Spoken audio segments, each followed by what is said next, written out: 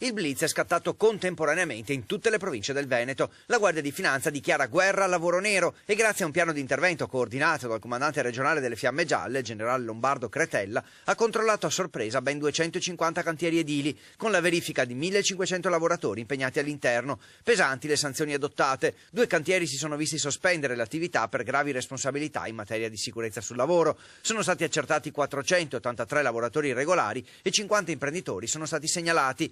Un'operazione capillare di ispezione alla ricerca di lavoratori in nero che ha portato dall'inizio dell'anno a 290 imprenditori denunciati e alla scoperta di 1.230 casi di assunzioni irregolari. Un giro di vite deciso soprattutto dopo le cosiddetti morti bianche che recentemente ancora una volta hanno destato la preoccupazione del Presidente della Repubblica e dei sindacati. Tra l'altro il fenomeno del lavoro nero, oltre a frenare l'economia, favorisce la proliferazione di forme di criminalità diffuse come il favoreggiamento dell'immigrazione clandestina e il capolarato, un fenomeno quest'ultimo presente anche in Veneto.